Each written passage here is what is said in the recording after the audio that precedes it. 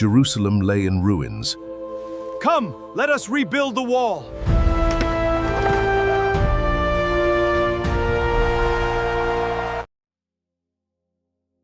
அல்லேலூயா, அல்லேலூயா, ஆமென்.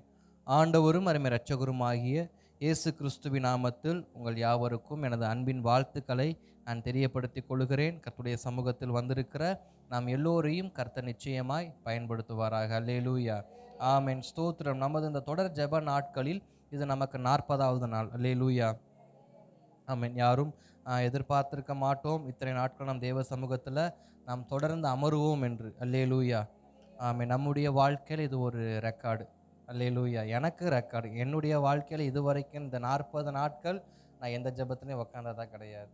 21 நாட்கள் 7 நாட்கள் அது மாதிரி தான் நான் உக்காந்துருக்கேன். என்னுடைய அனுபவத்தில், ரட்சிப்பின் அனுபவத்தில் நான் 40 நாள் உக்காந்தது இதுவே எனக்கு முதல் முறை. அல்லேலூயா.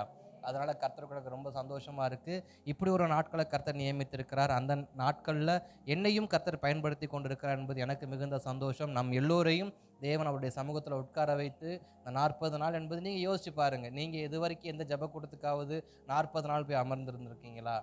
இல்லை தொடர்ச்சியாக அமர்ந்திருக்கிறீங்களா? அதிகபட்சம் 21 அல்லது 7 அல்லது 3 கன்வென்ஷனாக 4 நாள் இல்லை 3 நாள் 5 நாள், அதிகபட்சம் 7 நாள் ஜெப நாட்கள், 21 நாள் ஜெப நாட்கள் தான் நடந்திருக்கும். சில சபைகளில் 40 நாட்கள் உண்டு. ஆனால் நமக்கு அந்த அனுபவம் இருக்கான்னு தெரியாது. எனக்கு ஆனால் கண்டிப்பாக கிடையாது. கர்த்தர் நல்லவர். இப்படி ஒரு அனுபவத்தை கர்த்தர் நமக்குள் கொண்டு வந்ததுக்காக கர்த்தரை நான் ஸ்தோத்தரிக்கிறேன். அல்லேலூயா, கர்த்தர் நல்லவர். நாம் இன்றைக்கும் நாம் ஒரு வார்த்தையை நாம் தியானிக்க போகிறோம். நாம் வாசிக்கலாம். எஸ்ராவின் புஸ்தகத்தில் 1ஆம் அதிகாரத்தில் ஸ்தோத்திரம் 8வது வசனத்தை நாம் வாசிக்க போகிறோம். எஸ்ராவின் 1ஆம் அதிகாரம் அதன் 8வது வசனத்தை நாம் வாசிக்க போகிறோம். அவைகளை பெர்சியாவின் ராஜாவாகிய கோரேஸ் பொக்கிஷக்காரனாகிய மித்ரோத்தேத்தின் கையினால் எடுக்கச் செய்து யூதாவின் அதிபதியாகிய சேஸ்பாசாரிடத்தில் எண்ணி கொடுத்தான். அல்லேலூயா. நாம் ஜெபிக்கலாமா? நம் கண்களை மூடி. கர்த்தர் நல்லவர்.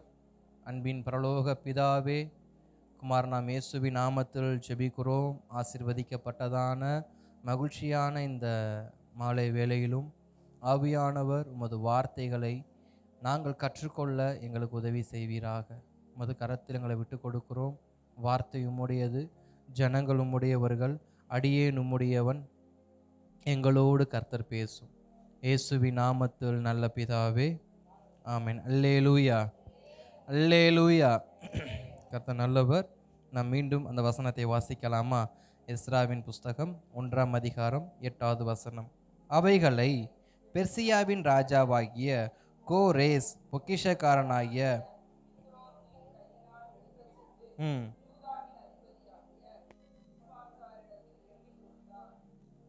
அல்லேலூயா, அல்லேலூயா, ஆமென். இங்கு கோரேஸ் 2 மனிதர்களை தனக்கு முன்பாக கொண்டு வருகிறதை நாம் பார்க்கிறோம். அல்லேலூயா. கோரேஸ் 2 மனிதர்களை தனக்கு முன்பாக கொண்டு வருகிறார் என்பதை நம்ம பார்க்குறோம். நாம் நேற்றைய தினத்தில் நம்ம பார்த்தோம், கட்டப்படுவதில் என்னுடைய பங்கு எப்படிப்பட்டதாக இருக்கிறது, ஆலயம் கட்டப்படுவதில், ஆவிக்குரிய வாழ்க்கை கட்டப்படுவதில், குடும்பம் கட்டப்படுவதில் என்னுடைய பங்களிப்பு எந்த அளவுக்கு இருக்குது அப்படிங்கிற ஒரு காரியத்தை நாம் பார்த்தோம். இன்றைக்கு அதே ஆலய கட்டுமான பணியில், ஆலயம் கட்டுவதற்காக பாபிலோன் தேசத்திலிருந்து எருசலேம் நகரத்துக்கு புறப்படுகிற அந்த கூட்டத்தில் 2 நபர்களை ஸ்தோத்திரம் கோரேஸ் தனக்கு முன்பாக கொண்டு வருகிறார். அந்த 2 நபர்களை எதற்காக கொண்டு வருகிறார்னு பார்த்தோம்னா, 7வது வசனத்தில் சொல்லப்பட்டிருக்கும், நேபுகாத் நேச்சர் எருசலேமிலிருந்து கொண்டு வந்த தன் தேவனுடைய கோவிலிலே வைத்திருந்த கர்த்தருடைய ஆலயத்தின் பணிமுட்டுகளையும் கோரேஸ் எடுத்து கொடுத்தான். கோரேஸ் எடுத்து கொடுத்தான். எதை அவர் எடுத்து கொடுக்கிறார்னு பார்க்கும்போது, எருசலேம் நகரத்தில் பாபிலோன் ராஜ்யம் வருவதற்கு முன்பாக, அதாவது அவர்கள் ஆட்சிக்கு வருவதற்கு முன்பாக, சிறைப்படுத்துவதற்கு வருவதற்கு முன்பாக எருசலேமில் கர்த்தருக்கென்று சில பரிசுத்தமான பணிமுட்டுகள் என்ன பண்ணப்பட்டது, பாத்திரங்கள் வைக்கப்பட்டது. அல்லேலூயா. சாலமோனின் காலத்துல பரிசுத்தமான பாத்திரங்களை எல்லாம் அங்க ஆலயத்துல வைத்து அதுல கர்த்தருடைய காரியங்களை எல்லாம் செய்து வந்ததாக நமக்கு சாலமோனுடைய ஆலயம் கட்டுமான பணியில பார்க்கிறப்ப நமக்கு நன்றாக தெரியும். அந்த கட்டுமான பணியில் அந்த ஆலயத்துக்குள் இருந்ததான அந்த பரிசுத்தமான பாத்திரங்களை எல்லாம், அது எல்லாமே தங்கம் இப்படிப்பட்டதான விலை உயர்ந்த பொருட்களால அந்த பாத்திரத்தை அவர் வைத்திருந்தாரு. பாபிலோனியர் வந்து அதை சிறைப்படுத்தி கொண்டு போகும்போது ஆலயத்தில் இருக்கக்கூடியதான அந்த ஸ்தோத்திரம் பொருட்களை எல்லாம் அவர் தன்னுடைய ராஜ்யத்துக்கு எடுத்துக்கொண்டு ஏன்னா அது பார்க்க ரொம்ப விலை உயர்ந்ததாகவும் பார்க்கிறதற்கு அழகாகவும் தங்கத்தால் உருவாக்கப்பட்ட பொருட்களாக இருந்தபடியினால் அதை அவர் என்ன பண்ணுவார், எடுத்துக்கொண்டு போயிடுவார். பிற்காலத்துல ஒரு ராஜா வருவான். ஒரு ராஜா வருவான். திருப்பிக்கோங்களேன் தானியேலின் புஸ்தகத்துல 5ஆம் அதிகாரம் திருப்பிக்கோங்க. தானியேலின் புஸ்தகம் 5ஆம் அதிகாரத்துல முதல் வசனத்தை நம்ம பார்க்கலாமா? பெல்சாஸ்திரா என்னும் ராஜா தன் பிரபுக்களின் 1000 பேருக்கு ஒரு பெரிய விருந்து செய்து அந்த 1000 பேருக்கு முன்பாக திராட்சரசம் குடித்தான். அல்லேலூயா. பாபிலோனில் இருக்கக்கூடிய பெல்சாஸ்தார் என்கிறதான ஒரு ராஜா தன்னுடையதான 1000 பேருக்கு ஒரு பெரிய விருந்தோம்பலை அவர் ஏற்படுத்துகிறார். அந்த விருந்தோம்பல்ல திராட்சரசம், அதாவது மதுபானம் என்ன பண்ணப்படுகிறது, குடிக்கப்படுகிறது. அந்த மதுபானம் குடிப்பதற்கு அவர் அந்த காரியங்கள்லாம் பார்ட்டி நடத்திட்டு இருக்கிறப்ப ஒரு மிஞ்சின காரியம் ஒன்று அவர் செய்வார். அது என்ன செய்வார்னா, 2வது வசனம் சொல்லுகிறது, பெல்சாஸ்தார் திராட்சரசத்தை ருசித்து கொண்டிருக்கையில் அவன் தன் தகப்பனாகிய நேபுகாத்நேச்சர் எருசலேம் தேவாலயத்திலிருந்து கொண்டு வந்த பொன் வெள்ளி பாத்திரங்களில் ராஜாவாகிய தானும் தன் பிரபுக்களும் தன் மனைவிகளும் தன் வைப்பாட்டிகளும் குடிக்கிறதற்கு அவைகளை கொண்டு வரும்படி கட்டளையிட்டான். இப்ப இங்க இன்னொரு காரியம் நடக்குது. இது கர்த்தருடைய ஆலயத்தின் பரிசுத்தமான பாத்திரங்களாக கருதப்பட்டதான இந்த பொற்பாத்திரங்களை, வெள்ளி பாத்திரங்களை இந்த பெல்சாஸ்திரர் என்கிறதான இந்த ராஜா ஒரு ஒரு கட்டத்திற்கு மேல, அதாவது மதுபானத்தின் ஒரு உச்ச கட்டத்துக்கு மேல போகிறப்ப அவன் தன்னை எப்படிப்பட்ட ஒரு நபராக பார்க்கிறான், தன் தகப்பன் நேபுகாத்நேச்சாரை போலவே தன்னையும் தேவனுக்கு சமமாக, அது தேவனுடைய ஆலயத்தில் இருந்த பாத்திரம் என்றால் நானும் அப்படிப்பட்ட ஒரு ஒரு ஒரு ஸ்தானத்தில் தான் இருக்கிறேன், அந்த பனிமுட்டுகள் எனக்கு பணிவிடை செய்கள்னு சொல்லி அந்த பரிசுத்தமான பாத்திரங்களை எல்லாம் கொண்டு வந்து வைத்து அவனும் குடித்து தன்னோடு இருந்தவர்களுக்கு கொடுத்து தன் மனைவிகளுக்கு கொடுத்து தன் வைப்பாட்டிகளுக்கு கொடுத்து எல்லாரையும் குடிங்கன்னு சொல்லி என்ன பண்ணுவான், குடிக்க கொடுத்துருவான். அவன் குடிச்சுக்கிட்டு இருக்கிறப்பயே அங்க உடனே கர்த்தருடைய கோபம் என்ன ஆயிரும், எழும்பிரும். ஏன்னா அது கர்த்தருக்கு பரிசுத்தமான ஒரு பாத்திரம்.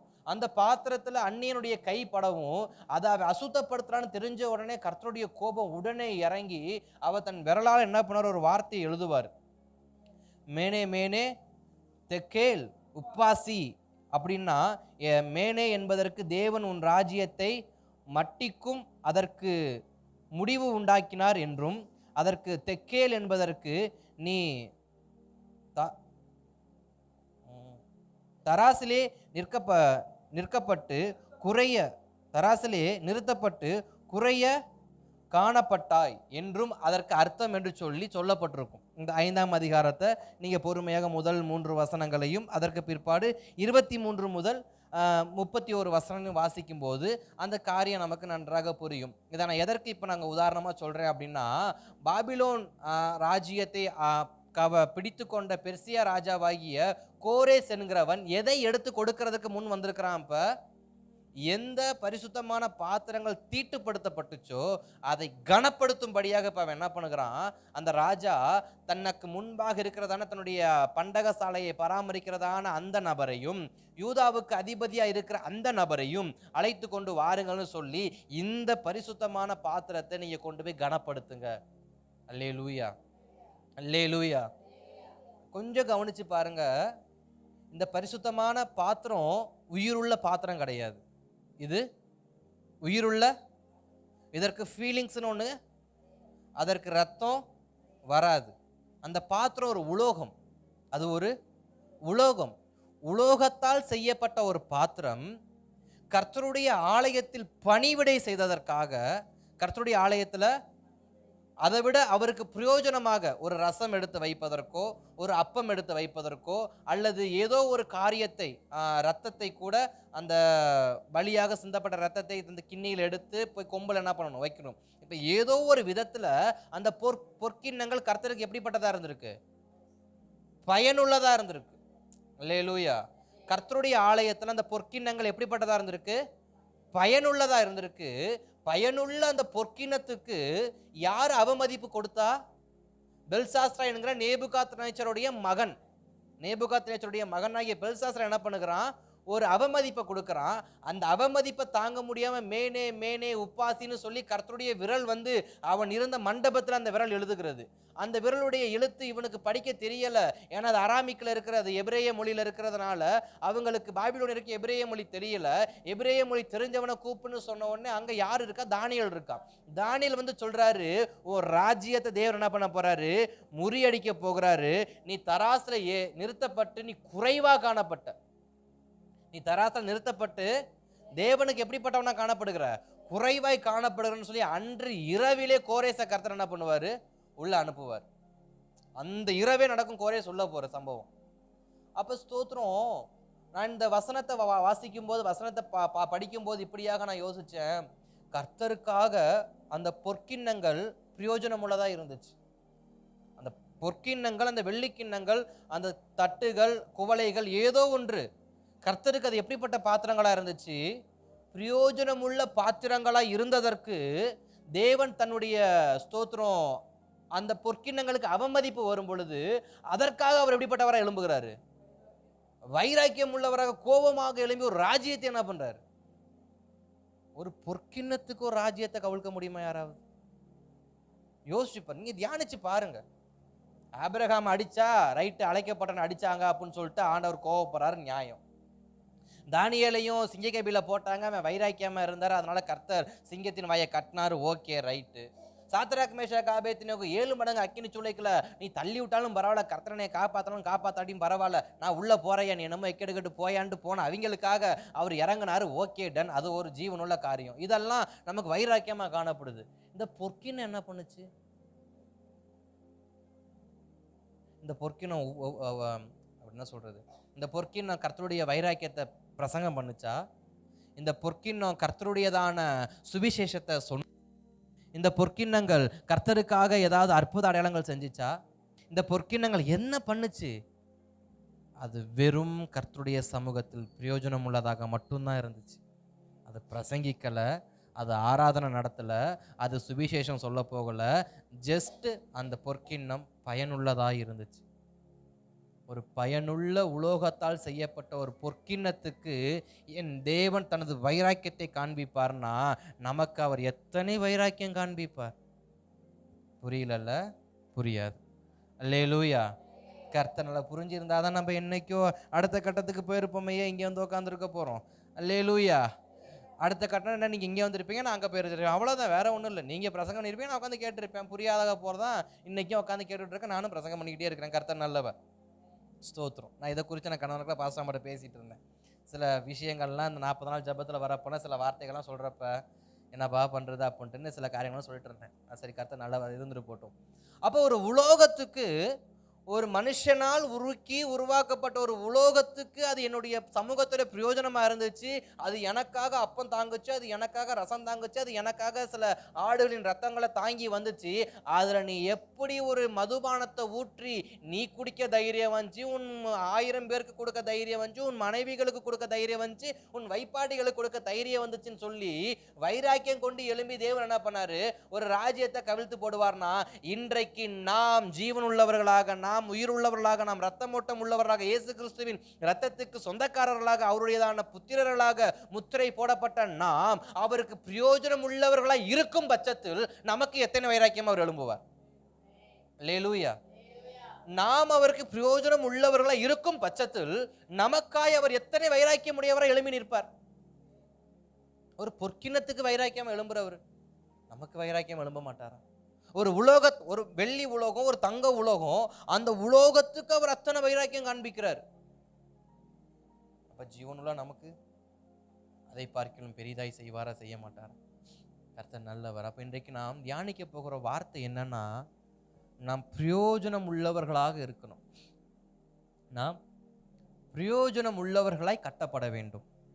பிரயோஜனம் உள்ளவர்களாய் கட்டப்பட வேண்டும். இன்றைக்கு வீடுகள் கட்டுவதற்கு எல்லா கல்லுமே பிரயோஜனம் உள்ள கல்லா இருக்குமா? இருக்காது. ஒரு குறிப்பிட்ட எலிவேஷன் செய்வதற்கு, ஒரு எலிவேஷன் ஒர்க் செய்யறதுக்கு எல்லா கல்லும் பிரயோஜனமா இருக்குமா? செலக்டடான ஒரு கல்லை தான் என்ன பண்ணுவாங்க, இந்த வீடு கட்டுற எலிவேஷன் ஒர்க், ஃப்ரண்ட்ல எலிவேஷன் ஒர்க் செய்யறப்ப சில கல் வந்து செலக்டடா எடுத்துட்டு வருவாங்க. இத்தனை இன்ச்சு தான் இருக்கணும், இவ்வளோ அகலம் தான் இருக்கணும், அதை வச்சு தான் இந்த பார்டர் வேலை செய்யணும், இந்த வளைவு வேலை செய்யணும்னு சொல்லி செலக்டடாக கொண்டு வருவாங்க. இன்னும் சில பேர் வந்து இதற்காகவே ஸ்பெஷலாக ஒரு டீமையே வச்சுருப்பாங்க, இந்த ஒர்க்குக்காகவே. அவங்களுக்கு வேறு எந்த வேலையும் செய்ய தெரியாது. அவங்களுக்கு செய்ய தெரிஞ்ச ஒரே ஒரு வேலை என்னன்னா, ஃப்ரண்ட் எலிவேஷனில் டிசைன் பண்ண தெரியும், லைட்டிங் பண்ண தெரியும். அதை தவிர அவங்களுக்கு வீடு கட்ட தெரியாது, அதுக்கு பேஸ்மெண்ட்டு எவ்வளோன்னு தெரியாது, காங்கிரீட் எதுவுமே தெரியாது. அவங்களுக்கு தெரிஞ்சது ஒன்றே ஒன்று, நல்லா டிசைன் பண்ணுவாங்க, அவ்வளோதான். அது மட்டும்தான். அந்த ஒரே ஒரு காரியத்துக்காக அவங்களுக்கு அந்த வீடு கட்டுற காரியத்தில் ஒரு பங்களிப்பு இருக்கு. அப்போ என்னுடைய வாழ்க்கையில் என் தேவனுடைய ராஜ்யம் கட்டப்படுவதற்கு என்னுடைய வாழ்க்கை எப்படிப்பட்டதாக இருக்கணும்? ஒரு பிரயோஜனம் உள்ளதாக இருக்கணும். அல்லேலூயா. அதை தான் இன்னைக்கு நம்ம தியானிக்க போகிறோம். இப்போ கோரேஸ் வந்து 2 மனுஷங்களை அனுப்புறாரு. மித்ரோத்தின் அப்படிங்கிறதான தன்னுடைய பண்டக சாலையினுடையதான அதிபதி. மித்ரோத்தின் அப்படிங்கிறது தன்னுடைய பண்டக சாலையில் இருக்கக்கூடிய ஒருவன். அவன் தான் அந்த பண்டக சாலையில், பொக்கிஷ சாலையில் இருக்கக்கூடியதான எல்லா பொக்கிஷங்களையும் கணக்கெடுத்து எந்தெந்த பொக்கிஷம் எங்கெங்கே இருக்குது, எந்தெந்த அளவில் இருக்குன்னு அவனுக்கு மட்டும்தான் தெரியும். ஏன்னா அவன் பொக்கிஷ சாலைக்கு தலைவன். மித்ரோத்துங்கிறவன் பொக்கிஷ சாலையத்தின் தலைவன். யாருக்கு? கோரேஸுக்கு. இப்போ கோரேஸ் சொல்கிறாரு, மித்ரோத்தை கூப்பிட்டு, மித்ரோத்து இங்கே வாங்க, சொல்லுங்க அரசே, நீங்கள் என்ன பண்ணுங்க, இந்த நேபுகாத் நேச்சர் 70 ஆண்டுகளுக்கு முன்பாக, எத்தனை ஆண்டுகளுக்கு முன்பாக?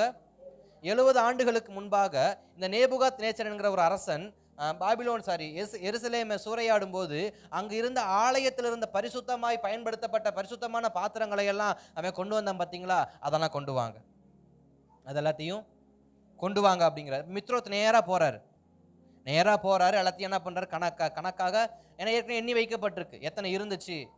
கோரேஸ் ஆட்சிக்கு வரும்போது என்னென்ன காரியத்தை பாபிலோன் ராஜா வச்சிருந்தான், என்னென்ன காரியத்தை பாபிலோன் ராஜா வச்சிருக்கலான்றதான கணக்கு வழக்கெல்லாம் இருந்துச்சு. அதெல்லாம் பார்த்து மித்ரோத்தை கொடுத்து இப்போ எடுத்துட்டு வாப்பா அப்படிங்கிறாரு. மித்ரோத் போய் எடுத்துட்டு வந்துட்டார். இப்போ அடுத்து இன்னொருத்தரை கூப்பிடுறாரு, யூதாவின் அதிபதியாக இருக்கக்கூடியதான சேஸ்பாத் அப்படிங்கிற ஒரு மனுஷன். அவர் என்ன பண்றாரு, அடுத்து கூப்பிடுறாரு. கூப்பிட்டு இதெல்லாம் நீங்க என்ன பண்ணுங்க, வாங்கிட்டு போங்க. இப்போ நான் கேட்குறேன், எடுத்துட்டு வந்தது யாரு? நேபுகாத் நேச்சர். அதில் மதுபானம் ஊற்றி குடிச்சது யாரு? அவன் பிள்ளை பெல்சாஸ்தார். ஆனா கோரேஸ்க்கு இது எப்படி தெரியும்?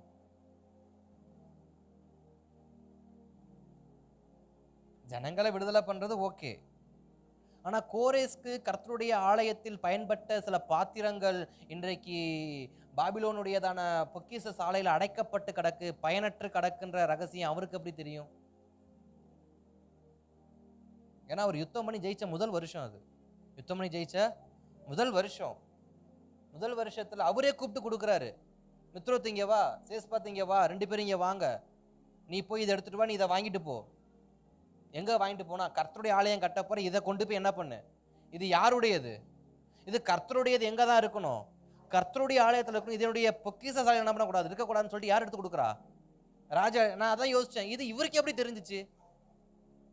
இவரு போய் எடுத்துட்டும் வரல, அந்த யுத்தத்தில் இவர் பங்கும் வகிக்கல, ஆனா இவருக்கு எப்படி தெரிஞ்சிச்சு அப்படிங்கிற ரொம்ப தியானிச்சு பார்த்து எனக்கு அதுக்கு பதில் கடைசி வரைக்கும் என்ன பண்ணல, தெரியல. இன்றைக்கு நம்முடைய வாழ்க்கையில நம்மை எழும்பணும்னு கர்த்தர் முடிவு பண்ணிட்டார்னா, நம்மளை பயன்படுத்தணும்னு கர்த்தர் முடிவு பண்ணிட்டார்னா, யாரை கொண்டு எங்க கொண்டு போய் நிறுத்துவார்னு நம்மளால யூகிக்கவே முடியாது.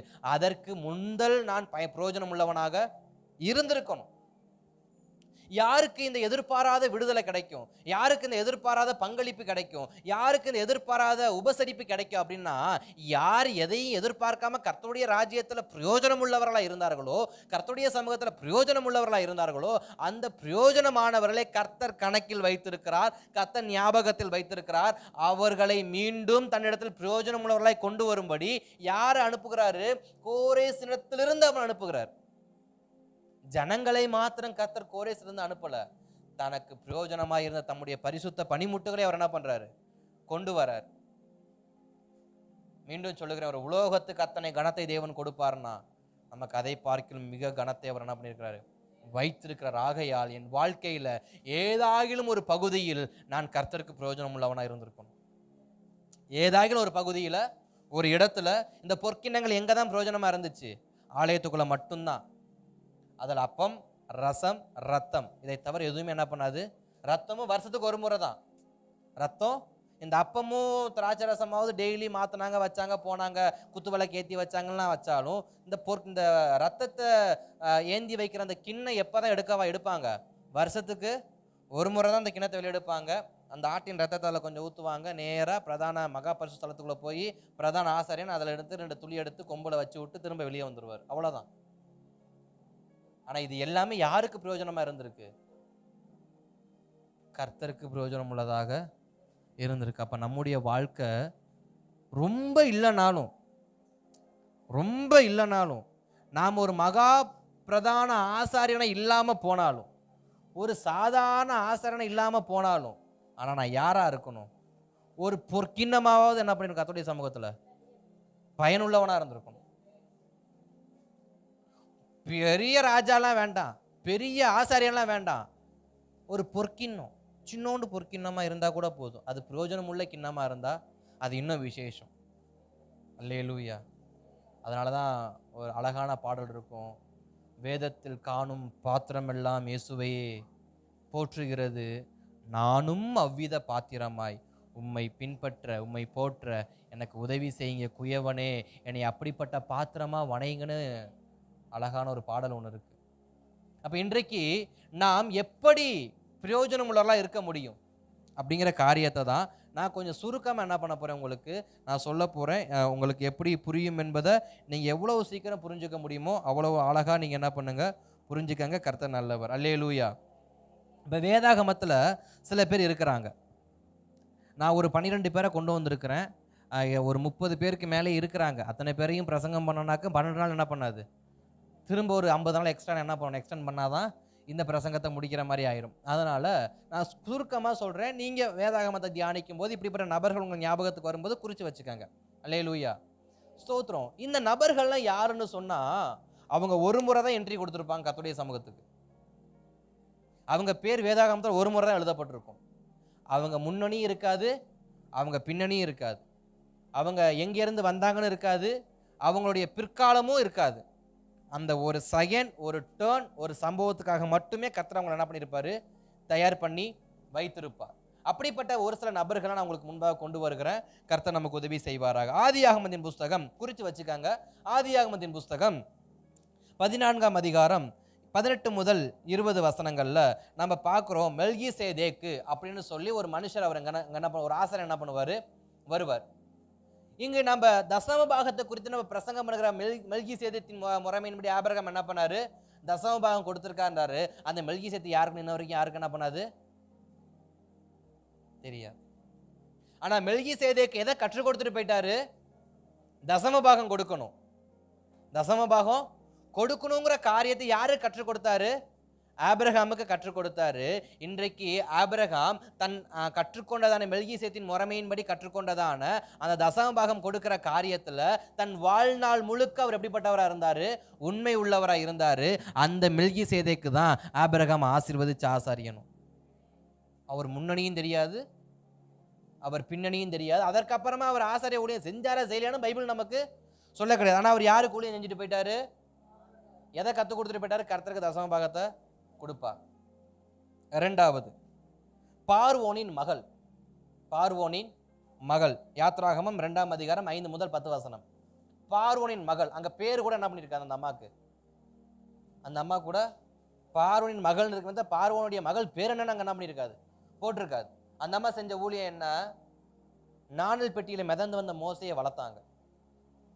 நாணல் பெட்டியில மிதந்து வந்த மோசையை வளர்த்தாங்க. அந்த அம்மா பேரு, ஆனா யாருடைய மக, பார்வோனின் மகள். பின்பு அந்த மகள் மோசேயினுடையதான வாழ்க்கையில எவ்வளவு தூரம் இருந்தாங்கன்றது தெரியாது. அந்த ஒரு டேர்ன் தான் அவங்க பேர் சொல்லப்பட்டிருக்கும். அதுக்கப்புறம் அவங்க பேர் வந்திருக்காது. ஆனால் அவங்க பண்ண ஊழியம் என்ன, அவங்க தேவனுக்காக பங்காற்றினதான பங்களிப்பு என்ன, தன்னுடைய இஸ்ரவேல் தேசத்துக்கு இரட்சகராய் வர வேண்டியதான அந்த இரட்சகனா மோசே அந்த அம்மா என்ன பண்ணாங்க, காப்பாற்றி வளர்த்தாங்க. அல்லேலூயா. வேற எகிப்து சகோதரிகளா இருந்தா என்ன பண்ணிருப்பாங்க, இவன் எபிரேயனாச்சுன்னு அங்கேயே வெட்டி அதே நைல் நதியில என்ன பண்ணிருப்பாங்க, பெணமா மிதக்க விட்டுருப்பாங்க. ஆனா இந்த அம்மாவுடைய பங்களிப்பு என்ன, மற்றவர்களைப் போல இந்த அம்மாவோட இருதயம் கடினமான இருதயம் கிடையாது. அந்த அம்மாவுக்கு ஒரு மென்மையான இருதயம் இருந்துச்சு. இன்னைக்கு நம்ம கேட்கணும், ஆண்டவரே எதிரியா இருந்தாலும் மென்மையா நடத்தக்கூடிய மென்மையான இருதயம் எனக்கு வேணும். அவன் எதிரி நாட்டு எபிரேயனுடைய குழந்தையா இருந்தாலும் அந்த எபிரேய குழந்தை தான் நாளைக்கு யாரா மாறப்போகுது, இந்த ஜனத்தையே நடத்துகிற, இந்த தேசத்தையே கவிழ்த்து போடுகிற தேவனுடைய ரட்சகனா வரப்போகுதுங்கிற அறிவு அந்த அம்மாவுக்கு அப்ப கிடையாது. ஆனா அந்த அம்மாக்குள்ள இருந்த ஒரு மென்மையான இருதயம் அன்றைக்கு அந்த அம்மாவை கர்த்தருடையதான ராஜ்யம் கட்டப்படுவதில் ஒரு பிரயோஜனம் உள்ள ஒரு பங்களிப்பு அந்த அம்மா என்ன பண்ணாங்க, கொடுத்தாங்க. அந்த அம்மா ரட்சிக்கப்படலை. ஆனா அந்த அம்மாவுடைய பங்களிப்பு என்ன, மோசே அந்த அம்மாவால காப்பாற்றப்பட்டாங்க. இன்றைக்கு நம்மளால சிலர் காப்பாற்றப்படுவாங்கன்னா அவங்க பிற்காலத்துல கர்த்தருடைய ராஜ்யத்துக்கு என்ன பண்ணுவாங்க, மிகவும் பயனுள்ளவங்களா இருப்பாங்க. அந்த பயன் நடக்கிறதுக்கு நான் அவனுக்கு எப்படிப்பட்டவங்களா இருந்திருக்கணும், முன்னாடி ஒரு பிரயோஜனம் உள்ள பாத்திரமாக இருந்திருக்கணும். அல்லேலூயா. அடுத்து மூன்றாவது, யோசுவா 2ஆம் அதிகாரத்திலையும் யோசுவா 6ஆம் அதிகாரம் 22 முதல் 25 வசனங்களை பார்க்கிறப்ப ராகாப் அப்படின்னு ஒரு அம்மா வருவாங்க. ராகாப் அப்படிங்கிறதான அவங்களுடைய தொழில் என்ன, அவங்க ஒரு வேசி, அவங்க ஒரு மதிக்கப்படாத ஒரு வேலை செய்து கொண்டிருக்கிறதான ஒரு சகோதரி. இப்ப அந்த ராகாப்போடைய பங்களிப்பு என்ன அப்படின்னா, இஸ்ரவேல் ஜனங்கள்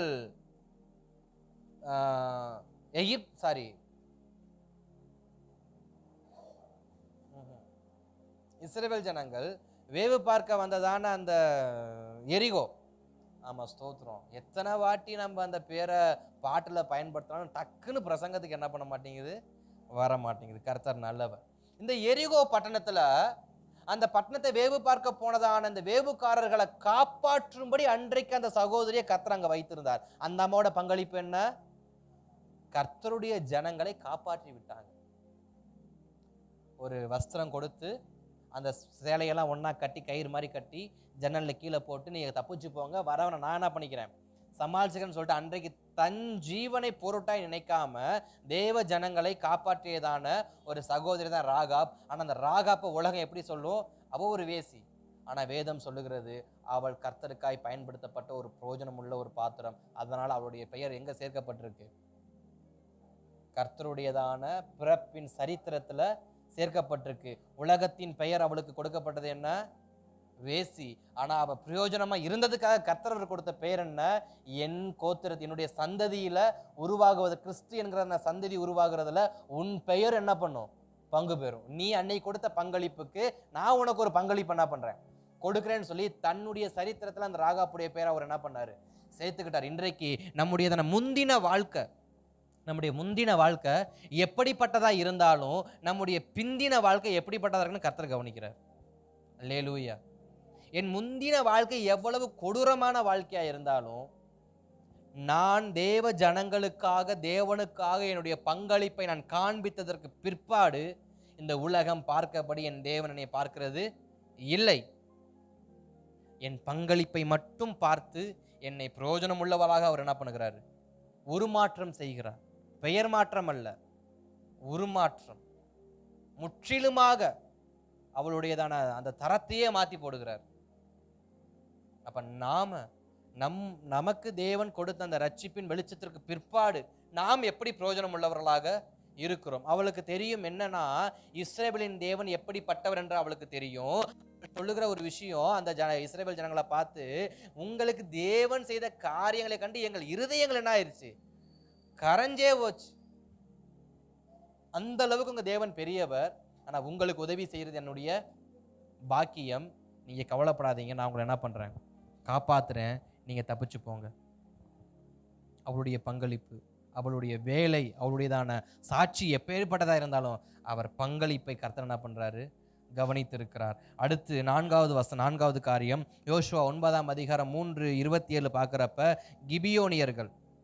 கிபியோனியர்கள் யார் அப்படின்னு சொன்னா, இஸ்ரவேலோடு உடன்படிக்கை செய்து பின்னர் தேவனுடைய ஆலய சேவையில விறகு வெட்டுகிறத ஒரு காரியத்தை செய்தவங்க தான் இந்த கிபியோனியர்கள். முதல்ல அவங்க என்னதான் வேறு வேற காரியங்கள் போனாலும் கர்த்தருடைய ஆலயத்துல, கர்த்தருடைய உடன்படிக்கை பெட்டியில, கர்த்தருடைய ஆசரிப்பு கூடாரத்துல எங்கள் பங்களிப்பு இருக்கணும். நாங்க விறகு வெட்டுற வேலையான என்ன பண்றோம்? நாங்க செய்யறோம். விறகு வெட்டுற வேலையா இருந்தாலும் பரவாயில்ல, நாங்க செய்யறோம்னு சொல்லி இந்த கிபியோனியர்கள் என்ன பண்ணாங்க? கர்த்தருடைய ஆசரிப்பு கூடாரத்துல தங்கள் பிரயோஜனம் உள்ள காரியங்களை அவங்க என்ன பண்ணாங்க? காண்பிச்சாங்க. இன்றைக்கு கர்த்தருடைய ஆலயத்துல நான் ஃபர்ஸ்ட் சொன்னதுதான், நான் பெரிய பிரதான ஆசாரியனா இருக்குன்றது அவசியம் கிடையாது. நான் ஒரு சாதாரண ஆசாரியனா இருக்கணும் அவசியம் கிடையாது. நான் ஒரு சின்ன பொற்கிண்ணமா இருந்தாலும் அவர் என்னை கனப்படுத்துகிறார். இந்த கிபியோனியர்கள் என்ன செஞ்சாங்க? இவங்க பலி பொருளை வெட்டல, ரத்தத்தை கிண்ணத்துல பிடிக்கல. இவங்க செஞ்சது என்னன்னா, விறகு வெட்டி அதை எடுத்து கொண்டு போய் பலிபீடத்துல வச்சாங்கன்னு கூட தெரியல. வெட்டி வச்சாங்க, அதை ஆசாரியர்கள் எடுத்துக்கொண்டு போய் பலிபீடத்துல வைத்து அதன் மேல கர்த்தருடைய பலி பொருளை வைத்து அதை கொளுத்தி கர்த்தருக்கு முன்பாக என்ன பண்ணாங்க? பலி செலுத்தினாங்க. அப்ப இவங்களுடைய பங்களிப்பு என்ன? கர்த்தருடைய ஆலயத்துல பெருசாலாம் இல்லை, ஆனா விறகு வெட்டுறதான வேதம் அதையும் என்ன பண்ணுது? குறிப்பிட்டு எழுதி வைத்திருக்கிறது. அதை தான் நான் சொல்ல வரேன். அப்ப நம்முடைய பிரயோஜனம் பெருசா இல்லைனாலும் பரவாயில்ல, சின்னதா இருந்தாலும் அதையும் தேவன் கனப்படுத்துகிறார் என்பதை நான் சுட்டி காட்ட விரும்புகிறேன். அடுத்து 5வது 2 சாமுவேல் 6ஆம் அதிகாரம் 10 முதல் 12 வசனங்கள் பார்க்கிறப்போ ஓபேத்ஏதோம். அந்த ஓபேத்ஏதோம் யாருன்னு முன்னையும் தெரியாது, பின்னையும் தெரியாது. ஆனா அவன் வீட்டுல கர்த்தர் தன்னுடைய உடன்படிக்கை பெட்டியை வைப்பதற்கு அவனை 3 மாதங்கள் பயன்படுத்தினார். 3 மாதங்கள் தன்னுடைய உடன்படிக்கை பெட்டி, தன்னுடைய பிரசன்னம் தங்கி நிற்பதற்கு யாரை தெரிஞ்சு கொள்கிறாரு? ஓபேத் ஏதோமின் வீட்டை. ஆனா ஓபேத் ஏதோம் யாருன்னு முன்னையும் தெரியாது, பின்னையும் தெரியாது. ஆனா அவனை அன்றைக்கு கர்த்தர் பயன்படுத்த அவன் பிரயோஜனம் உள்ள பாத்திரமாக மாறினான். அடுத்து 6வது வசனம், பர்சிலா அப்படின்னு சொல்லி ஒரு நபர். இவர் ஒரு யாருக்குன்னா 2 சாமுவேல்ல 17ஆம் அதிகாரத்துல 27 முதல் 29 வசனமும் 19ஆம் அதிகாரம் 31 முதல் 39 வசனங்களையும் பார்க்கிறப்ப, தாவீது தன் ஜீவனுக்காய் தப்பி ஓடிக்கொண்டு இருக்கும் பொழுது தாவீதுக்கு உணவு கொடுத்து உதவி செய்தவன் தான் இந்த பர்சிலா என்கிறதான ஒரு நபர். இவன் பெரியதாய் ஒன்று செய்யல, அந்த ஒரே ஒரு டைம் தான் என்ட்ரி கொடுப்பான். அதுக்கப்புறம் அவன் என்ட்ரியே இருக்காது. இவன் யாருக்கு உதவி செய்ய பிரயோஜனம் உள்ள பாத்திரமா இருந்தானா, கர்த்தருடையதான ராஜ்யங்கள் ஸ்தாபிக்கப்பட தாவீது என்கிற ஒரு மனிதனை தேவன் தன் இருதயத்துக்கு ஏற்றவனாய் தெரிந்து கொண்டார். பார்த்தீங்களா? அந்த இருதயத்துக்கு ஏற்றவன் ஜீவனுக்கு தப்பி பசியும் பட்னியுமா ஓடும்போது ஒருவேளை சாப்பாடு கொடுத்தவன், ஒருவேளை சாப்பாடு கொடுத்துன்னு தேவன் கணக்கில் வச்சிருக்கார். ஏன்? அவன் யாருக்கு பிரயோஜனமா இருந்திருக்கான்? என் ராஜ்யம் கட்டப்பட என் இருதயத்துக்கு ஏற்றவனாகிய தாவீதுக்கு அவன் எப்படிப்பட்டவனா இருந்திருக்கான்? பிரயோஜனம் உள்ளவனா இருந்தபடினால் அவன் பெயரை தேவன் நினைவில் வைத்து இந்த புஸ்தகத்தில் எழுதுகிறார். அவன் செஞ்சதெல்லாம் பெரிய தர்ம காரியம்னு கேட்டால் தெரியாது, ஆனா அவன் செஞ்ச தர்மத்தை தேவன் கணக்கில் வச்சு, ஏன் அவன் செஞ்ச பிரயோஜனம் உள்ள மனுஷனை தேவன் கவனிக்கிறார். இன்றைக்கு நம்ம யாருக்கோ தர்ம காரியம் செய்யறோம், ஆனா பிரயோஜனம் உள்ளவர்களுக்கு சில காரியங்களை செய்யும் பொழுது தேவன் கணக்குல என்ன பண்றாரு? வைக்கிறார். அல்லேலூயா, ஸ்தோத்திரம். அடுத்து 7வது காரியத்தை பார்க்கிறப்ப ஏபெத் மேலேக் என்கிறதான ஒரு மனிதன் நமக்கு பார்க்கிறோம். இவன் எரேமியா 38ஆம் அதிகாரம் 7 முதல் 13 வசனங்களையும் 39ஆம் அதிகாரம் 15 முதல் 18 வசனங்களையும் பார்க்கிறப்ப, கிணற்றில் கடந்த எரேமியாவை தூக்கி விடுகிறதற்காய் கர்த்தர் வைத்த ஒரு பிரயோஜனம் உள்ள பாத்திரம். அல்லேலூயா. எரேமியாவை கையையும் காலையும் வாயையும் கட்டி எங்க போட்டாங்க? கிணத்துக்குள்ள போட்டாங்க. ஏன்? அவன் தீர்க்கதரிசனம் சொல்றான்றதுக்காக, அவன் கர்த்தருடைய வார்த்தையை உண்மையா சொல்றான்றதுக்காண்டி அங்க இருந்தவங்க பாரூக் இவங்கெல்லாம் சேர்ந்து என்ன பண்ணிட்டாங்க? அவனை கையையும் காலையும் கட்டி ஒரு புதைந்து போகக்கூடியதான ஒரு சேற்றுக்குள்ள தூக்கி போட்டாங்க. அவன் அப்படியே மூழ்கி செத்து போட்டு கடைசி வரைக்கும் அப்படின்ட்டுன்னு தூக்கி போட்டாங்க. அவனை காப்பாத்துனது யாருன்னா ஏபெத் மேலேக் என்கிறதான இந்த ஒரு நபர். அவனுக்கும் எரேமியாவுக்கு என்ன சம்பந்தம்னு தேடி பார்த்தேன், கிடைக்கல. ஆனா அந்த ஒரு நபர் ஜீவனை காப்பாற்றுகிறவனா இருக்கிறான்னு சொல்லி அவனை கர்த்தர் அவனுடைய பங்களிப்பை கனப்படுத்தி எழுதி வைத்திருக்கிறார். அடுத்ததாக 8வது காரியம் யாருன்னா, இந்த நபர், இந்த சேஸ்பாத், இந்த நபர் யாரு? பொற்கிண்ணங்களை சுமந்து போகும்படி தேவனால் தெரிந்து கொள்ளப்பட்ட ஒரு மனுஷன். இப்ப நான் மறுபடியும் முதல் சத்தியத்துக்கு நான் திரும்புறேன். நமக்கு ஒரு காரியம் ஞாபகத்துக்கு நான் கொண்டு வர விரும்புகிறேன். உசியாவை தேவன் அடித்தார், அவன் செத்தான் இருக்கு. ஆமாவா இல்லையா? உசியாவை ஏன் தேவன் அடிச்சாரு? உசியா யாருனாலும் தெரியுமா? 2 சாமுவேல் 6ஆம் அதிகாரத்துல கர்த்தருடைய உடன்படிக்கை பெட்டி பெலிஸ்தருடைய தேசத்துல இருக்குன்னு தெரிஞ்சு தாவீது இருந்து பெலிஸ்தருடைய தேசத்துல இருக்கிறதான பெட்டியை எடுத்துட்டு வர்றதுக்காண்டி போவார். நம்பால் போறப்ப உடன்படிக்கை பெட்டியை எப்படி கொண்டு வரணுன்ற அந்த பிரமாணம் தெரியாம 2 புது மாட்டை கொண்டு வந்து வச்சு அதை ஒரு வண்டியில கட்டி அந்த மாட்டு வண்டியில எதை கொண்டு வந்திருப்பாரு? உடன்படிக்கை பெட்டியை கொண்டு வந்திருப்பாரு. உடன்படிக்கை பெட்டி ஒரு குறிப்பிட்ட இடம் வரப்போ ஒரு ஆட்டம் ஆடும்போது பெட்டி கீழே விழுகுதுன்னு சொல்லி உசியா வேகமா கை நீட்டி என்ன பண்ணியிருப்பான்? பெட்டியை தாங்குறேன்னு தாங்கியிருப்பான். கர்த்தர் கோபப்பட்டு அங்கேயே அவனை கொண்டிருப்பார். 2வது பெல்சாஸ்திரா, இப்பதான் நம்ம பார்த்தோம். அவன் கர்த்தருடைய பொற்கிணத்துல என்ன பண்ணா? மதுபானத்தை ஊத்தி குடிச்சனால அங்க அவர் கோவப்பட்டு அடிச்சாரு. ஆனா இந்த சேஸ்பாஸ்தை மட்டும் அவர் என்ன பண்ணல? கொல்லல. அங்க கர்த்தருடைய பெட்டியை தொட்டதுக்காக என்னுடைய பரிசுத்தமான காரியத்தை தொட்டியான்னு சொல்லி அங்க ஒருத்தர் அடிச்சார். ஏன் பரிசுத்தமான பனிமுட்டுகளை நீ மதுபானம் பண்ண அங்க ஒருத்தர் அடிச்சார். அவர் ராஜ்யத்தையே காலி பண்ணார். அங்க ஒருத்தர் அங்க ராஜ்யத்தையே காலி பண்ணார். ஆனா இங்க இந்த சேஸ்பாத் யாரும் நானும் தேடி பார்த்தேன். 2 காரியம் தான் கண்டுபிடிக்க முடிஞ்சுச்சு. ஒண்ணு, இவன் செருபாபேலா இருக்கணும். இந்த சேஸ்பாத் அப்படிங்கறத தான் கடைசி வரைக்கும் நான் தேடி பார்த்த எல்லா புஸ்தகங்களும் இந்த சேஸ்பாரத்துங்கிறவன் ஒண்ணு செருபாபேலா ஒரு மனுஷனா இருக்கணும். அவனுடைய முன்னணியும் கிடையாது.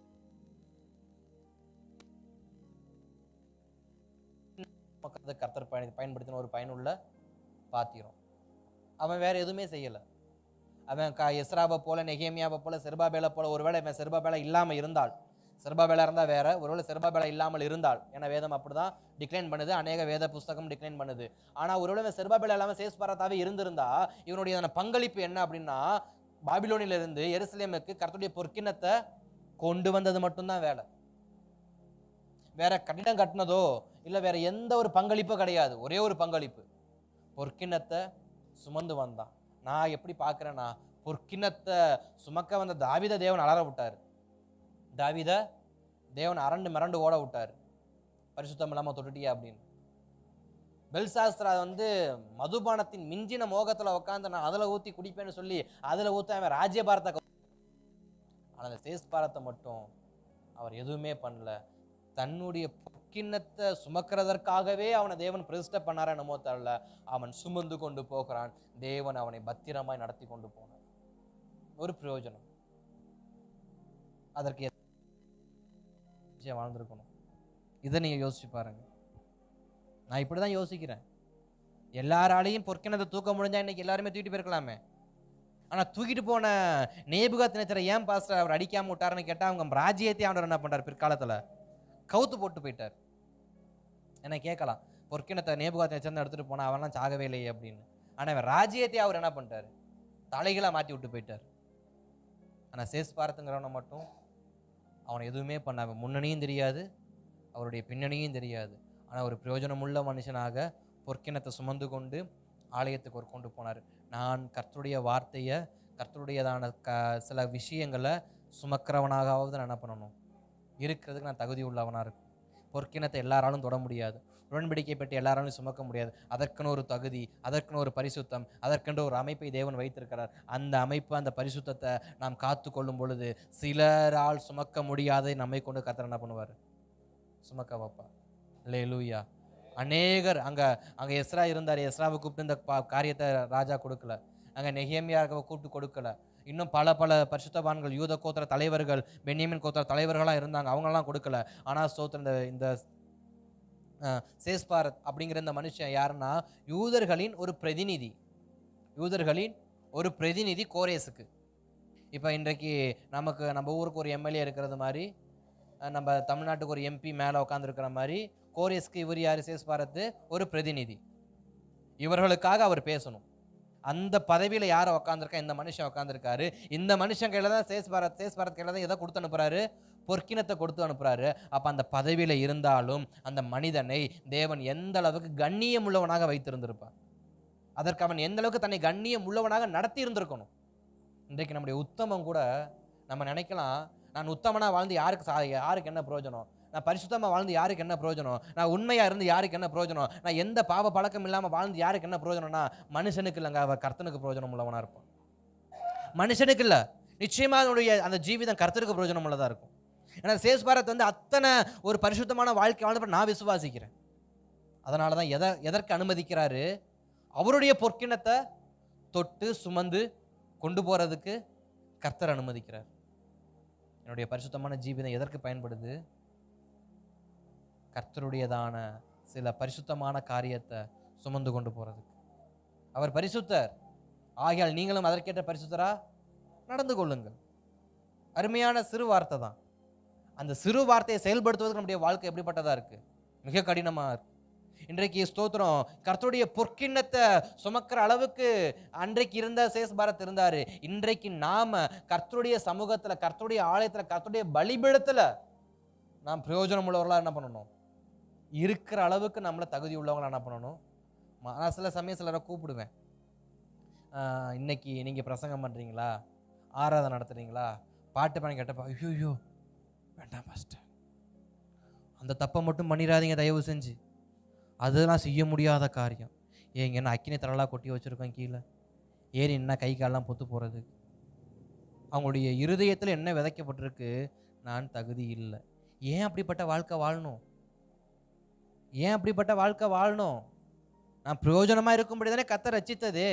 அப்படிப்பட்ட நான் ஏன் பலிபீடத்தில் ஏறுறதுக்கு தயங்கணும் உக்காந்து, ஏன் நான் பிரயோஜனமா அப்பிரயோஜனம்னு ஏன் சொல்லணும்.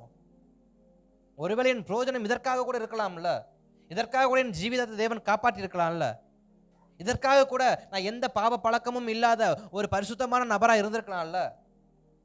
அப்ப ஏன் நான் பிரயோஜனப்படாமல் இன்னும் ஓரமாக இருக்கணும், நான் பிரயோஜனப்படணும். அல்லேலூயா.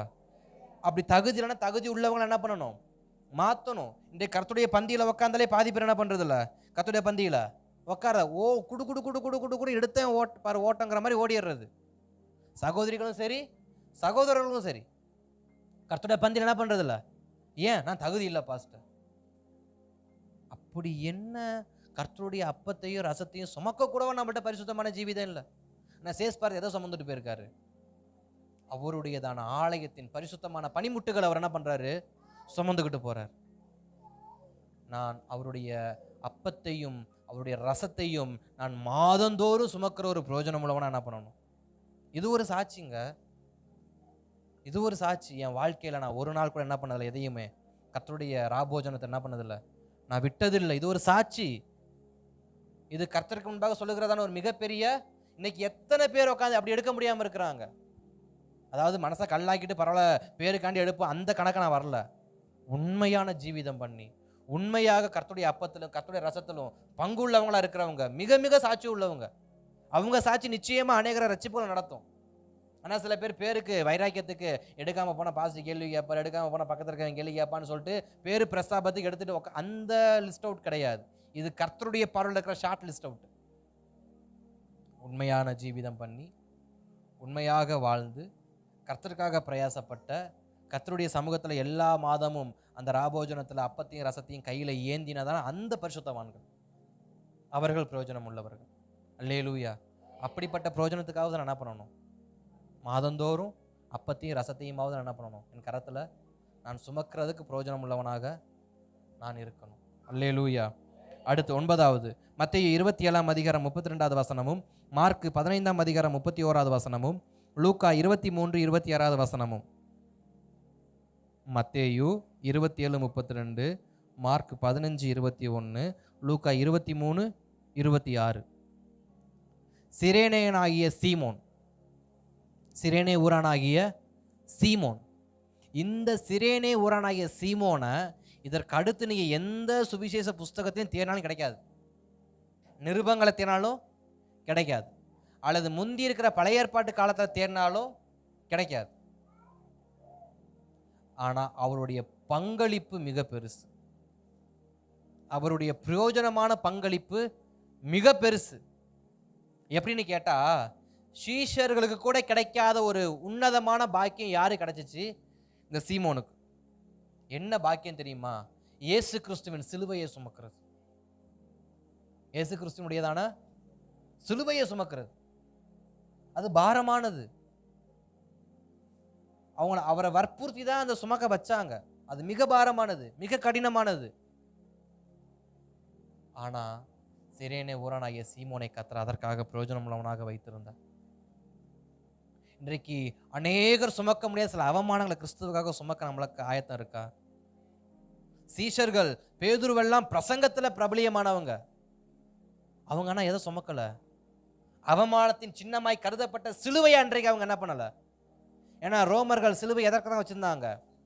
அது ஒரு அவமானம், அது ஒரு மரண தண்டனை, அது அவமானத்துக்குரிய மரண தண்டனையின் சின்னமாக தான் சிலுவை இருந்துச்சு.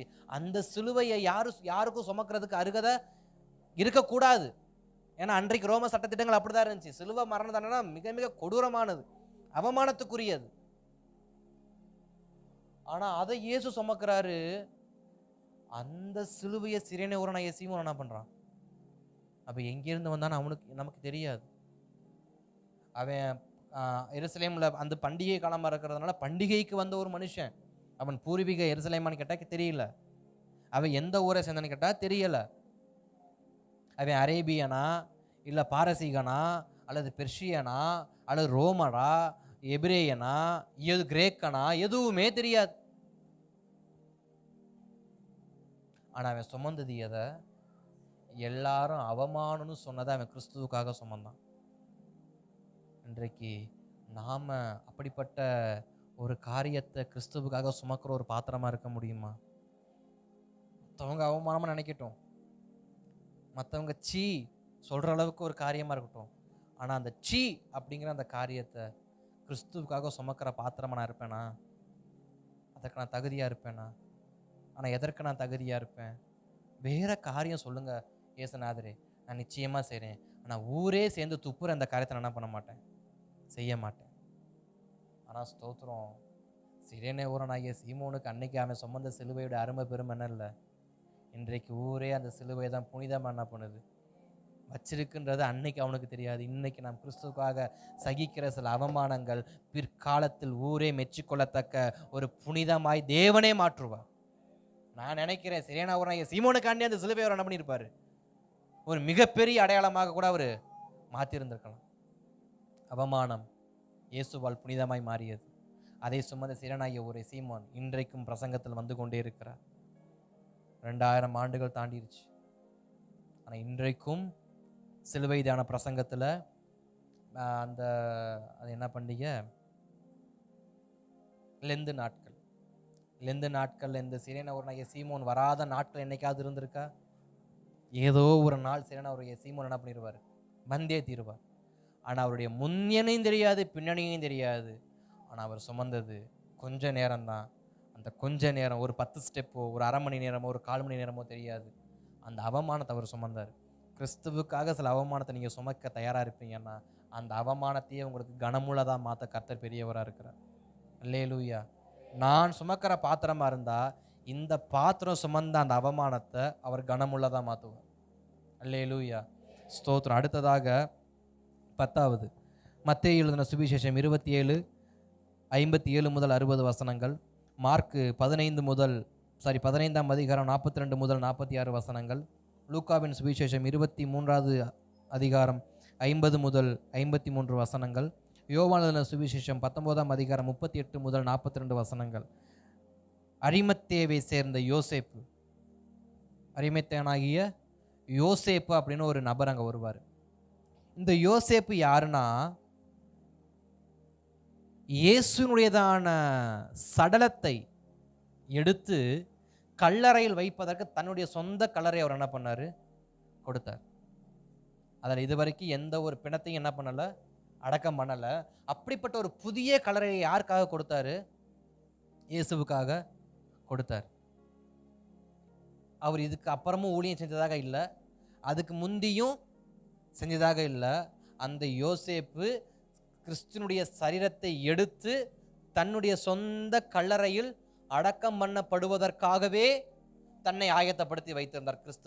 இயேசு கிறிஸ்து அவனை அதற்காகவே அவருக்கு தெரியும் எப்படி நம்ம அடக்கம் பண்றப்போ ஒரு பையில என்ன பண்ண மாட்டான், கூட இருக்க மாட்டான். யாரு குறிப்பாக சீசரில் என்ன பண்ண மாட்டாங்க, இருக்க மாட்டாங்க. யோவான் மட்டும் இருப்பான்.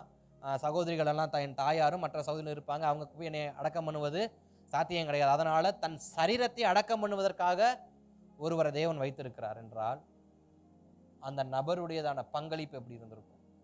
அவருடைய வேலை என்ன? இன்னைக்கு நம்ம சொல்ற மாதிரி சொல்லணும்னா வெட்டியான் வேலை.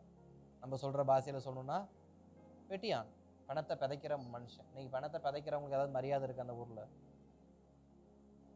இல்லை. ஆனால் இந்த யோசேப்பு அதிபதி ஆனால் என்ன வேலை பார்க்க போறாரு? இந்த யோசேப்பு யார்? அதிபதி, ஐஸ்வர்யவான், பவர்ல இருக்க, பிளாத்துக்கிட்ட போற அளவுக்கு பவர் அவர்கிட்ட இருக்கு. அவர் சேவகர்கிட்ட பேசல, சேவகர்கிட்ட போய் ரெக்வஸ்ட் லெட்டர் கொடுக்கல. அவர் லெட்டர் கொடுத்தது யார் தெரியுமா? பிளாத்துட்ட போய். எந்த பிளாத்து மரண தண்டனை கொடுத்தா அந்த பிளாத்துட்ட போய், பிளாத்து இயேசு கிறிஸ்து சரீரத்தை கூட நான் போய் அடக்கம் பண்ணிக்கிறேன், அப்படி போய் கேட்டாரு. இன்றைக்கு நாம் அப்படி யாரையாவது அடக்கம் பண்ணியிருக்கிறோமா? நம்ம நெருங்கிய ரத்தமா இருந்தாதான் டெத்துக்கே என்ன பண்ணுவோம், போவோம். இல்லைன்னா அதுக்கும் போக மாட்டோம். ஆனா அந்த யோசேப்புக்கும் இயேசுவுக்கும் எந்த சம்பந்தமும் இல்லை.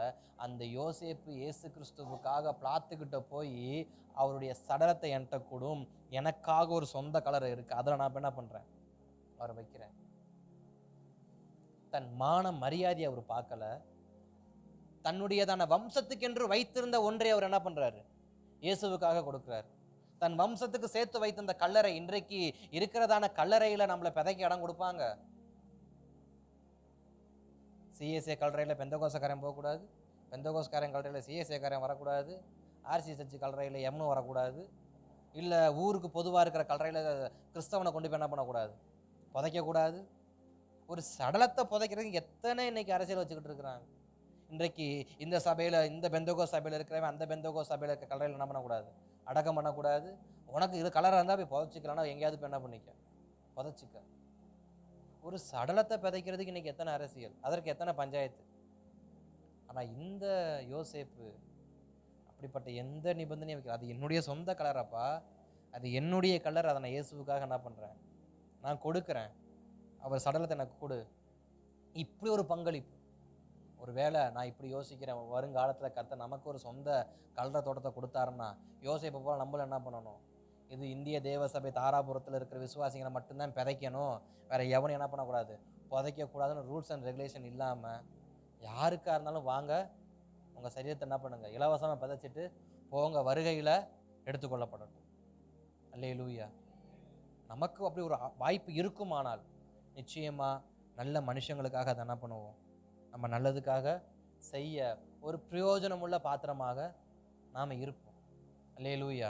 சோத்திரம். இன்னும் ஒன்று 2 நபர்கள் இருக்கிறாங்க. மணி என்ன சோத்திரம், இவங்களுக்கே மணி 8:30 ஆயிடுச்சா? கர்த்தர் நல்லவர். சரி, பரவாயில்ல. 11வது நிக்கதேமு.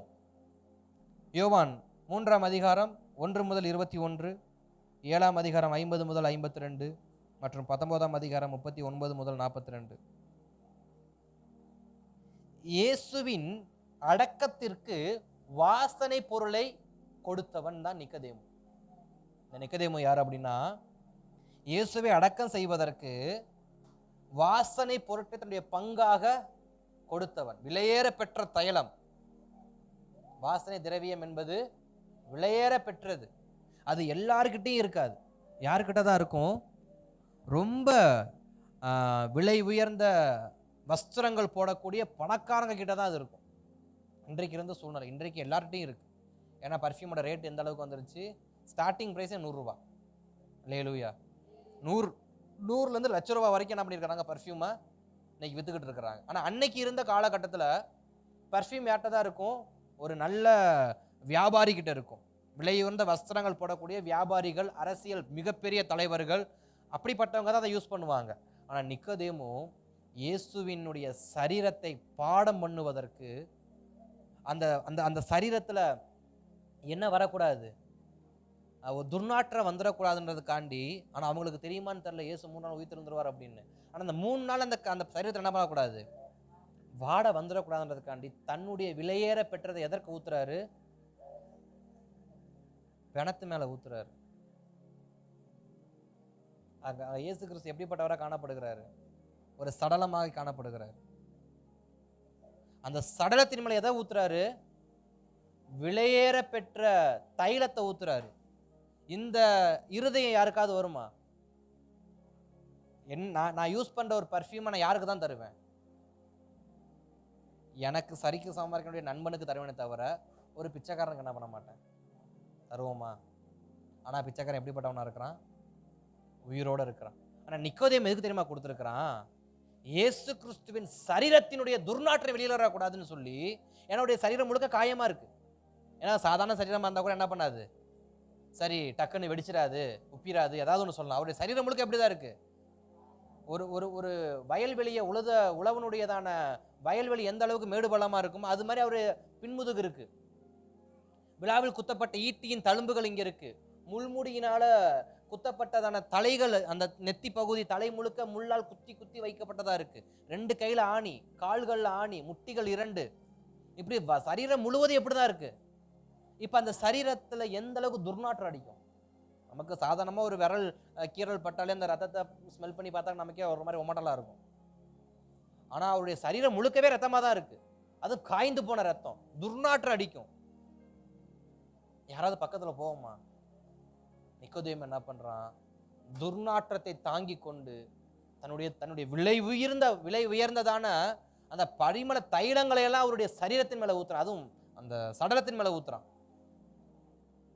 அந்த சகோதரியாவது இயேசு கிறிஸ்துவோட இருக்கிறப்ப தான் விலை உயர்ந்த தைலத்தை என்ன பண்ணாங்க? உடைச்சி காலில் ஊற்றி தன் மயிரால் என்ன பண்ணாங்க? தொடச்சாங்க. அப்போ சொல்ற இயேசு, என்னுடைய அடக்கத்துக்கு இது, என்னுடைய உயிர் தொழுவதற்கு முன்பாக இது எப்படிப்பட்டதா இருக்கும்? சாட்சியுள்ளதா இருக்கும் சொல்றாங்க. அதே போல நிக்கோதேம் என்ன பண்றாரு? எல்லாத்தையும் உடைச்சு ஊத்துறாரு. எந்த ஒரு துர்நாற்றம் என்ன பண்ணக்கூடாது. அப்ப ஸ்தோத்திரம், இன்றைக்கு சிலருடைய பாவ கரையை போக்குறதுக்கு நான் என் விலை கொடுப்பதை என்ன பண்ணக்கூடாது? கணக்குல வைக்கக்கூடாது. சிலருடைய பாவ கரைகள், சிலருடைய பாவத்திலிருந்து ரட்சிப்பு அடைவதற்கு நான் கணக்கு வழக்கு பார்க்காம, இவன் ரட்சிக்கப்பட்டா எனக்கு என்ன, ரட்சிக்கப்படாட்டி எனக்கு என்ன, இவன் ஆலயத்துக்கு வந்தான்னு ஆலயத்துக்கு வராட்டி என்ன, இவன் ஆலயத்துக்கு குளிச்சுட்டு வந்தான்னா குளிக்காம வந்தான், இவன் நல்ல வஸ்திரம் போட்டு வந்தானா நல்ல வஸ்திரம் போடாம வந்தான், நான் நல்லா இருந்தா போதும். நிக்கோதேம் அப்படி நினைக்கல. இயேசு கிறிஸ்துவின் சரீரம் ஏற்கனவே ரத்தமாய் மாறிடுச்சு. அந்த ரத்தத்தை ஒரு சேலையில சுத்திட்டாங்க, அதை ஒரு கலரையில போய் வச்சுட்டாங்க, கல்லை எடுத்து வச்சுட்டாங்க. ஆனா நிக்கோதேம் நினைக்கிறாரு, அவரிடத்துல இருந்து ஒரு துர்நாற்றம் என்ன பண்ணிருப்பாரு? அந்த சடலத்துல இருந்து வரக்கூடாது. அது ஸ்தோத்திரம், சடலமா இருந்தாலும் அது மிகவும் மனமுள்ளதா என்ன பண்ணணும்? இருக்கணும். இப்போ ஸ்தோத்திரம், இன்றைக்கு எப்பேற்பட்ட பாவக்கரையில இருந்தாலும் அவருடைய பாவக்கரைகளை நாம அவர்களுக்கு ஒரு நல்ல பரிமள தைலமா இருந்து அவருடைய கிறிஸ்துவுக்கு நேராக நல்ல ஒரு வாசனை உடையவர்களாக நம்ம என்ன பண்ணணும்? மாற்றுவதற்கு நாம் பிரயோஜனம் உடையவர்களாக இருக்கணும். அல்லேலூயா. ஏதோ ஒரு பிரயோஜனம்.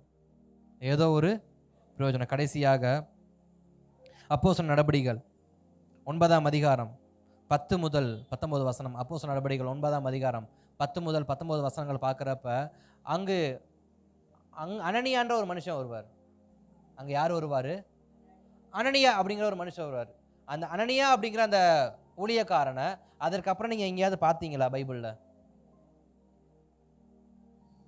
அந்த அனனியா கொடுக்கப்பட்ட ஒரே ஒரு வேலை என்ன? பவுலுக்காக போய் ஜெபிக்கணும். கண்கள் குருடாக்கப்பட்ட சவுல் என்கிறப்பட்ட அந்த மனுஷனுக்காக போய் என்ன பண்ணணும்? ஜெபிக்கணும். இவன் போய் அவன் கண்களில் இருக்கிற அந்த மீன் செதிலை எடுத்து விடணும். அவனுக்கு ஞானஸ்நானம் கொடுக்கணும். அது மட்டும்தான் அனனியாவோட வேலை. அனனியா கேட்குறாரு, ஆண்டவரே இது ஒரு வேலையா எனக்கு? போய் இவனுக்காக நான் ஞானஸ்நானம் கொடுக்கணும், இவனுக்காகவா ஜெபம் பண்ணணும், இவனை என்ன பண்ண காத்திருக்கீங்க? அது உனக்கு தேவையில்லை, நீ போய் நான் சொன்னதை போய் செய். அதுக்கப்புறம் அனனியாவோட சாப்டரே இருக்காது. பிலிப்பும் அதே மாதிரி தான். கந்தாகிய மந்திரிக்கு இப்போ என்ன பண்ணியிருப்பாரு? சுவிசேஷம் சொல்லியிருப்பாரு. அதே போல இன்னொருவனுக்கும் இயேசு கிறிஸ்துவ வரும்படி அழைப்பு கொடுத்திருப்பாரு. நாத்தான் வேலுக்கும் இயேசு கிறிஸ்துவ வந்து பாரு அழைப்பு கொடுத்திருப்பாரு. இந்த 2 பேருக்கு இருக்கிற ஒரே ஒரு ஒற்றுமையை நான் எப்படி கவனிக்கிறேன் அப்படின்னா, 2 பேரும் சொன்ன விஷயம் என்ன அப்படின்னா, நீ இயேசு கிட்ட வா, நீ இயேசுவை நோக்கி போ. நிக்கோதேமு அழைக்கிறாரு, நாத்தான் வேலை இயேசு கிட்ட வா அப்படின்னு. அதே நிக்கோதேமு தான், பிலிப்பு தான் கந்தாகிய மந்திரி குழப்பத்தில் இருக்கும்போது கந்தாகிய மந்திரி கர்த்தருடைய வார்த்தையை சொல்றாரு. ஞானஸ்நானம் கொடுக்குறாரு. இப்ப பிலிப்புக்கு யாரு ஜெபம் பண்றா? அனனியா வந்து ஜெபம் பண்றாரு. நல்லா கவனிக்கணும். இப்ப கந்தாகிய மந்திரி இன்னொரு தேசத்தை சேர்ந்ததான ஒரு மந்திரி. இப்ப அந்த மந்திரி தன் தேசத்துக்கு போகும்போது இயேசு கிறிஸ்துவ குறித்து பிரசங்கம் பண்ணும்போது, எப்பா உனக்கு இந்த அளவுக்கு இந்த ஏசாயாவின் தோல் சுருளை யாருப்பா விளக்கம் கொடுத்தது? ஏசாயா தோல் சுருளை யார்ப்பா உனக்கு விளக்கம் கொடுத்ததுன்னு கேட்டா, அந்த ஸ்தோத்திர கந்தாகிய மந்திரி யார் பேரை சொல்லியிருப்பாரு? அல்லேலூயா. ஜீவனோடு இருக்கிறீங்களா? பிரசங்கத்தை கவனிக்கிறீங்களா? இல்லை அவர் பாட்டுக்கு ஒரு ஓட்டம் ஓடட்டும், நம்ம பாட்டுக்கு ஒரு தூக்கம் தூங்குவோன்னு இருக்கீங்களா? இல்லை மும்மரமாக கவனிக்கிறீங்களா? அல்லேலூயா. கர்த்தர் நல்லவர். அப்போ இந்த கந்தாகிய மந்திரி சொல்கிறப்ப என்ன சொல்லுவார்? யாருன்னு தெரிலடா, திடீர்னு ஒருத்தன் ஓடுற ரதத்தில் ஏறி வந்து உட்காந்து பேரை கேட்டேன் பிலிப்புன்னா, அவ்வளோதான்டா தெரியும் எனக்கு. ஆனால் இவன் நான் முன்னையும் பார்த்ததில்ல, அவனை இதுக்கப்புறம் நான் பார்க்கவும் இல்லை. எப்படி ரதத்தில் ஏறினான்னு தெரியல, எப்படி அந்த இடத்த விட்டு காலியாகி போனான்னு தெரியல. நானும் வர வழி ஃபுல்லாக பார்த்துட்டே அவனை எந்த இடத்துல நான் இன்ன வரைக்கும் நான் பார்க்கல. அவன் தான் எனக்கு ரட்சிப்பு சொன்னான். அவன் தான் என் குழப்பத்தை, இயேசு கிறிஸ்துவ குறித்த குழப்பத்தை அவன் தான் எனக்கு என்ன பண்ணான்? நீக்கினான். நான் படித்து வந்த பைபிளுடைய சத்தியத்தை அவன் தான் எனக்கு புரியும்படி சொல்லி கொடுத்தான். அவன் தான் எனக்கு ஞானஸ்நானமும் கொடுத்தான். அவனால் எனக்கு நான் ரட்சிக்கப்பட்டு இருக்கிறேன். இப்போ அப்போஸ்தலனாகிய பவுல் என்ன சொல்லுவார்? பல சபைகளை ஸ்தாபித்தவர். இப்போ கந்தாகிய மந்திரியாவது நமக்கு அவர் அப்பெல்லாம் சொல்லியிருப்பாரா போயிருப்பாரான்னு தெரியாது. அவன் என்ன அந்த மனுஷன் பரிசுத்தமான வாழ்க்கையை வாழ்ந்தாரா இல்லை வாழாமல் போனாரா நமக்கு தெரியாது. ஆனால் நமக்கு பிரத்யட்சமாக ஒரு மனுஷன் இருக்கார். 3வது வானத்துக்கும் ஏறி போன ஒரு மனுஷன். இப்போ ஸ்தோத்திரம். பவுலை கேட்டா பவுல் என்ன சொல்லுவார்? பவுலே உனக்கு யாருப்பா ஞானஸ்நானம் கொடுத்தான்னு கேட்டால் பவுல் என்ன சொல்லுவார்? அந்த மனுஷனை நான் பார்த்தது இல்லைப்பா. நான் குருடனாக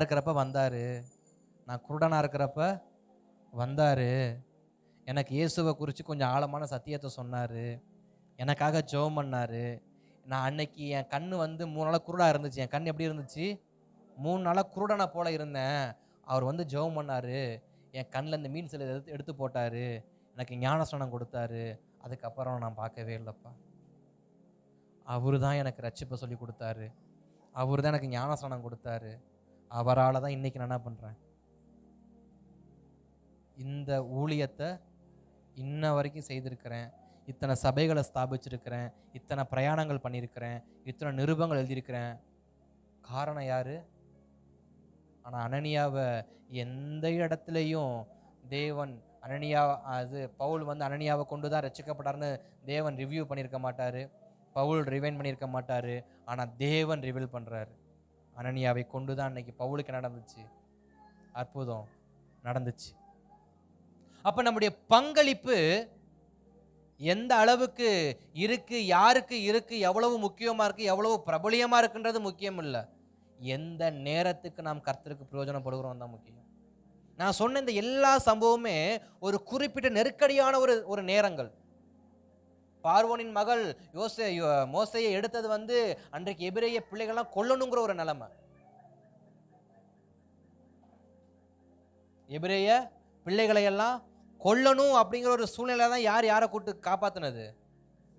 பார்வோனின் மகள் மோசையை காப்பாத்தினது. இப்ப சிரேனேயனாகிய சீமோன் சிலுவையை சுமந்தது என்ன? எவனுமே சுமக்க தயாரா இல்லாத அந்த நெருக்கடியான அந்த கிரிட்டிக்கலான டைம்ல தான் யார் போய் சிலுவையை சுமந்தா? சிரேனேயனாகிய சீமோன். யாரும் இயேசு கிறிஸ்துவுடைய சரீரத்தை வாங்காத அந்த இடுக்கனான நேரத்துல தான் யோசேப்பு போய் சரீரத்தை வாங்குறாரு. யாருமே அந்த சரீரத்தை பராமரிக்க இடம் கொடுக்காம இருக்கிறப்பதான் நிக்கதேமு போய் பரிமள தைலத்தை கொடுக்குறாரு. சவுலுங்கிற மனுஷன் எல்லாரும் சாகணும்னு நினைக்கிறப்ப அந்த கிரிட்டிக்கலான டைம்ல தான் அனனியாவை கொண்டு ஆண்டவர் சுவிசேஷம் சொல்ல வைக்கிறாரு. கந்தாகிய என்கிற அந்த மந்திரி, நான் நினைக்கிறேன் அந்த மந்திரி ஒருவேளை அன்றைக்கு அந்த தோல் சுருள் புரியல, அன்னைக்கு அந்த தோல் சுருள் தூக்கி எறிஞ்சிட்டு போயிட்டாலும் போயிருந்திருப்பான் அந்த மனுஷன். நான் நினைக்கிறேன் ஒரு வேலை, ஏன்னா புரியாத புஸ்தகம் இருக்கு, தூக்கி எறிட்டு நம்ம வேலையை பார்த்துட்டு போவோம், நமக்கு இதெல்லாம் தேவையா அப்படின்ட்டு ஒரு வேலை போயிருந்திருக்கலாம். அந்த சுச்சுவேஷன்ல யாரை கொண்டு போய் வச்சாரு? பிலிப்பை கொண்டு போய் வச்சாரு. இன்றைக்கு ஸ்தோத்திரம் பயன்படுகிற காலம் அல்ல, அது குறிப்பிட்ட நேரமா இருந்தாலும் அது நாம் பிரயோஜனம் உள்ளவர்களா இருந்து என்ன பண்ணணும்? கடந்து போகணும். காலத்துக்கும் நான் பிரயோஜனமா இருக்கிறேன்னா இல்லையா அது ரெண்டாவது. ஆனா சில நபர்களுக்கு தேவைப்படுகிற நேரத்தில் நான் என்ன பண்ணணும்? பிரயோஜனம் உள்ளவனாக. அதை கர்த்தர் விரும்புகிறார்.